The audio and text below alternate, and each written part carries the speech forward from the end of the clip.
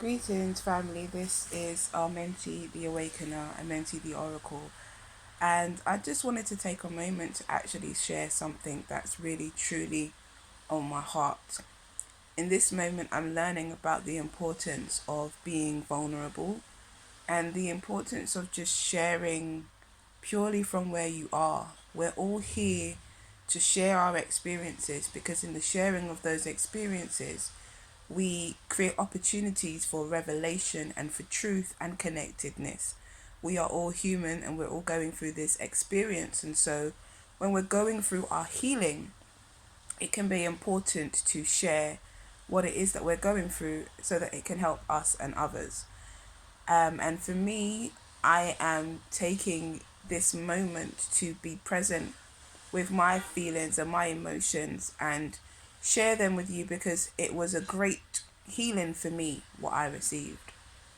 And this sharing is all about the importance of being vulnerable, but also the power of inner child healing and being able to go back to the most powerful moments in your life and really gain healing and wisdom from them. And this may be something that many mothers can attest to or can speak on.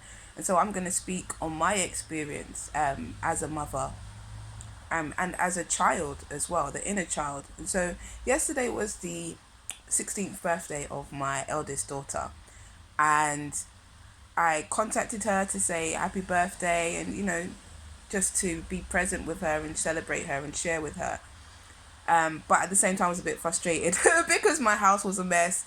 And I was just doing the usual thing, where you're telling your children to clean up and to make sure that the house is clean and whatnot. And I went to go and visit my ex-husband, who's in hospital at the moment. I went to go and visit him. And I sat there and I was just reading off all of this stuff, talking to him about how I was feeling, about the children, about feeling overwhelmed, about them not listening, and all of these things. And then this woman came in. She was a cleaner in the hospital room, and she came in, and she was listening to what it was that I was saying, and she was like, "Sis, well done to you. Like it's okay what you're going through. It's okay to not be okay every day. It's okay for things to overwhelm you. You're doing a great job." And she goes, "I have 7 children." And at that moment, I was like, "What? 7?" And it kind of just made me swallow everything that I was saying and kind of just put my pain and how I was feeling to the back burner, because she had more children than me. I have 5, she had 7. And look at her now giving me advice, and helping me to stay centered. So I put my pain to the back and kind of just listened to what she was saying. And she asks me, she goes to me, "How old is your eldest?" And I was like, "My eldest is going to be 16 today, actually. It's her birthday." And as I said that, I just felt this emotion just well up in my heart. This deep emotion just well up in my heart. And I started to cry, and I allowed myself to cry in that moment because I did feel the resistance. I did feel it's like I could feel these emotions coming up, but do I want to cry? And I just allowed myself to cry. I covered my eyes and I just wept. And in that moment, she was just saying to me, "It's okay, don't worry, you shouldn't push your pain to the back. You should express yourself. You should feel your pain. You should, it's okay for you to express how you feel." And in that moment, I just thought of my 19-year-old self who was just about to give birth, to my beautiful daughter. But still, I was still a child inside. I was still a child in my mind. I was very naive. I was having a baby because I wanted to show my gratitude to somebody for helping me. That's how pure my intention was. And in that moment, I didn't realize how much this was going to change my life. Also, I was naturally a mother because I'd grown up in an environment where there was a lot of domestic violence. I experienced abuse. My thing was about protecting people. I always wanted to protect people and make sure that they felt nurtured, supported, and cared for, because I didn't feel like that. And so people would always see me as the mother. Because of my spiritual gifts as well, I could understand anyone's pain. I was always able to transmute people's energy when they're feeling low or when they're feeling bad. I'd absorb that energy. I'd give them wisdom.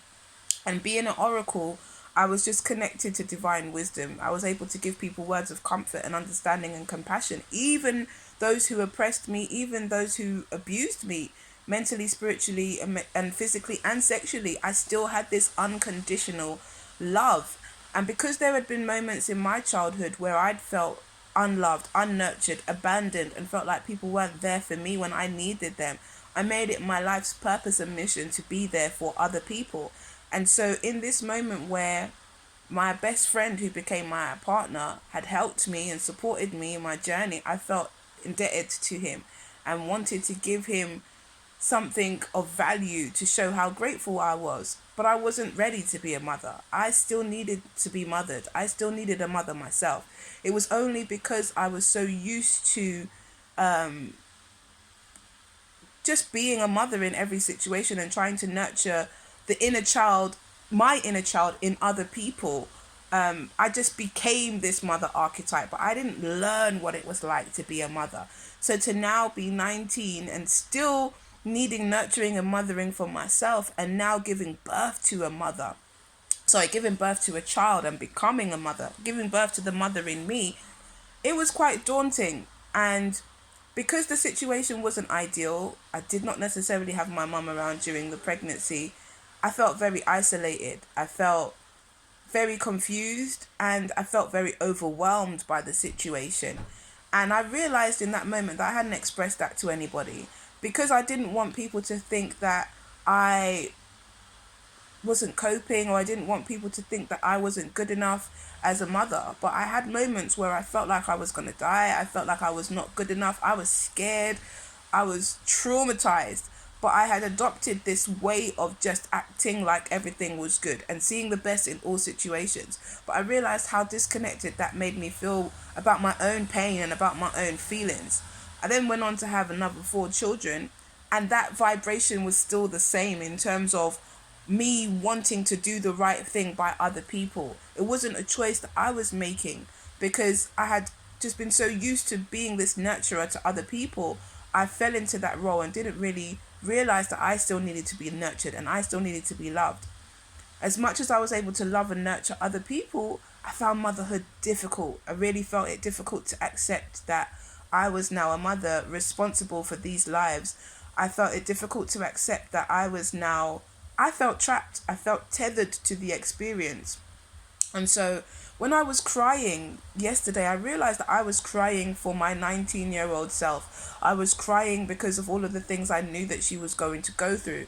And I was crying because at that moment, I didn't make the right choices to protect the child in me. And so what was powerful was that as a mother now, celebrating the birthday of my 16th-year-old child, I was able to go into my own consciousness through my pain and mother myself as I was becoming a mother. I mean, it was so powerful. And in that, I was teleported to being back in the womb at the time when my mum was conceiving, when I was in my mother's womb. And I heard and felt everything that she went through. I felt her have to fight for me because she was advised not to have me. I felt all of the emotions that she went through, and I realized that I had also carried that pain. I came to nurture her because she felt unnurtured, and I was now repeating that cycle. But my power is unconditional love. And so that unconditional love that I've been able to give to so many, I now needed to give to myself yesterday, my 19-year-old self who was on the verge of motherhood, who was on the verge of stepping into something greater than she felt that she was at that time. And I just wanted to love her and share with her and let her know that it was okay and she'd done well. That sister who came into the hospital room and reflected that light to me gave me the strength and the power to be vulnerable and to allow myself to cry for myself, but she also gave me the words to empower my younger self and to know that it's okay. And so I wanted to share this because motherhood is not an easy task, and sometimes we're not prepared for it. But we have moments through our journey where we can go back and reflect and heal the lost fragments of our soul. Yesterday, I healed the fragment of my soul. I loved on my inner child and my inner mother who still needed nurturing. And it was a powerful experience for me. So I encourage you to look at your own journey and accept yourself for who you are and see what comes forward. Thank you for listening and receiving my light.